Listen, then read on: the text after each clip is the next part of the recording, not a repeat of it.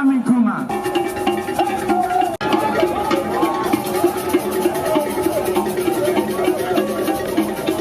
No documentário de hoje, iremos falar sobre as religiões africanas e como elas foram essenciais na formação cultural e espiritual do Brasil. Através delas, preservaram-se saberes, cantos, símbolos e rituais que atravessaram séculos de resistência. Sua influência está presente na música, na dança, na culinária, na língua e nas manifestações populares.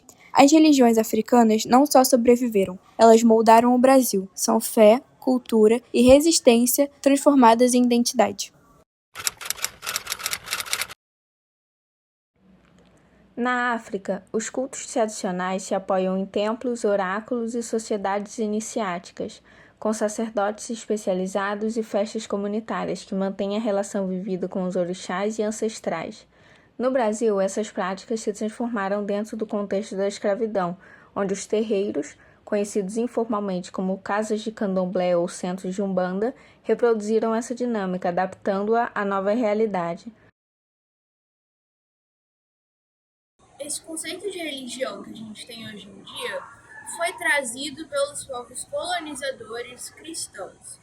O que a gente tem que entender, antes de tudo, é que a África existia muito antes disso, com conceitos muito anteriores que diferenciam-se da religião cristã. E tem seus próprios cultos, suas próprias práticas, seus próprios rituais. Muitas religiões, como a Yorubá e a Ifá, se utilizam dessas práticas.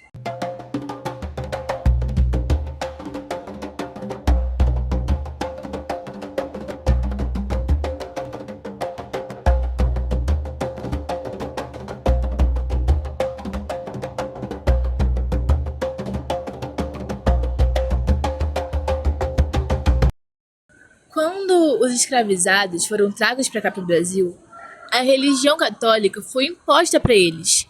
Logo, eles não podiam viver a religião deles. Então, como forma de mascarar a religião, driblar, a igreja, aquela repressão, e continuar vivendo aquilo que eles acreditavam, eles arrumaram uma forma de associar os seus santos e seus orixás e voduns com os santos da igreja católica. Dessa forma, eles continuariam vivendo sua religião de forma mascarada, sem ser reprimidos. Essa estratégia usada pelos escravizados, de mascarar sua religião, possibilitou a manutenção das práticas africanas, que posteriormente, com o passar do tempo, acabaram evoluindo para religiões afro-brasileiras modernas, como o candomblé e a umbanda.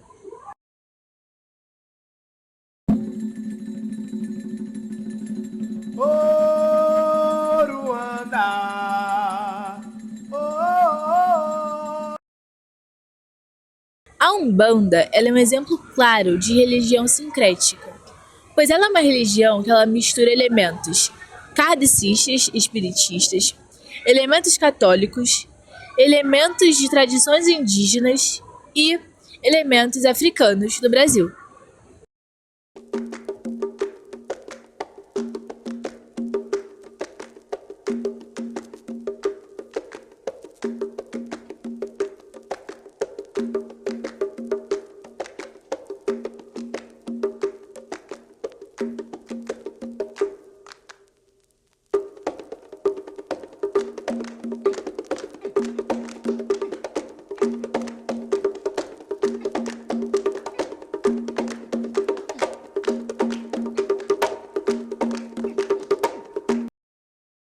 Em contrapartida, o candomblé ele é uma religião que ele preservou mais suas raízes nas mitologias africanas.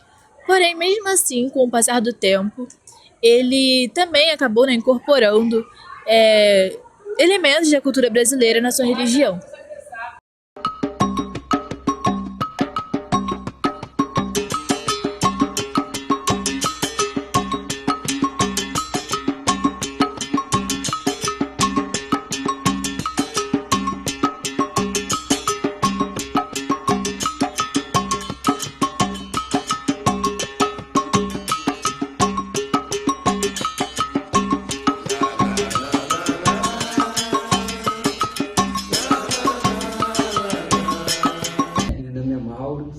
professor de educação musical, 6º e 7º ano, de São Cristóvão 2, e tem alguns trabalhos aqui no Espaço Musical. Então, o que eu posso dizer, né, é que uma das versões, ou a versão mais falada, né, sobre o surgimento da Umbanda, é que a Umbanda surgiu numa sessão de mesa de kardecista. Começaram a aparecer, né, espíritos, né, guias de origem africana e de origem indígena. E, de acordo com essa história, né, que é contada, começou a ter preconceito dentro da seção de kardecista, que não poderiam ter espíritos indígenas, espíritos negros, porque eram considerados inferiores na escala evolutiva, porque o kardecismo tem essa ideia de que nós vamos evoluindo, a cada encarnação chegamos mais evoluídos. E aí surgiu esse preconceito também de que os espíritos negros, espíritos de indígenas seriam menos evoluídos. Então, aí o Zélio recebeu essa mensagem que era para ele criar uma religião nova, saindo para poder se livrar desse preconceito e abrir mais espaço para esses espíritos, né? Esses guias, né? Daí surgiu a Umbanda, tá? No dia 15 de novembro.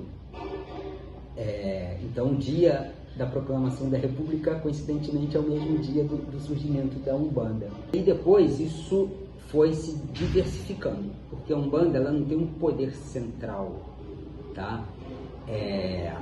Cada casa segue uma linha diferente.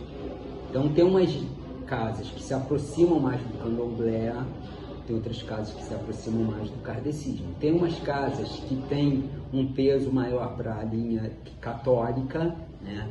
Por exemplo, tem no Congá, né? Que é onde ficam as imagens, é tipo o altar, né? Tem imagens de santos católicos que foram, né, segundo a história, uma forma com que os povos africanos, né, os escravizados aqui, tiveram para cultuar os seus orixás. Difícil. Então eles passavam a cultuar os santos católicos, fazendo uma associação. Então, se eu queria cultuar Ogum, eu cultuava São Jorge, montava o altar com São Jorge. Quando se pensa nos orixás, se pensa, creio eu, né, naquilo que veio da África. Porque os orixás, eles representam a natureza, ou seja, os elementos da natureza, os fenômenos da natureza. Ou seja, Oxum representa as cachoeiras, né? Cachoeira que cai no rio. Também das águas tem Iemanjá, que representa a água do mar, é de outra natureza. Também das águas tem Nanã. Nanã representa as águas profundas, as águas paradas, as águas do poço. Então são representações diferentes e todos os orixás vão representar alguma coisa da natureza.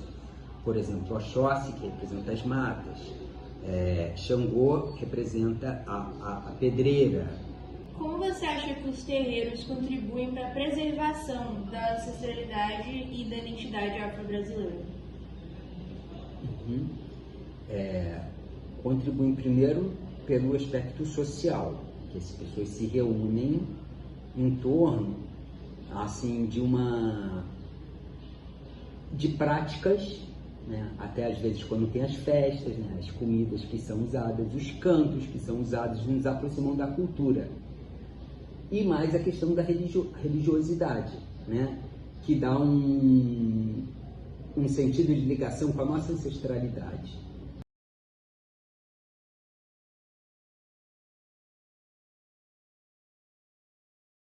Então, esse preconceito não é só um preconceito em relação aos princípios de uma religião.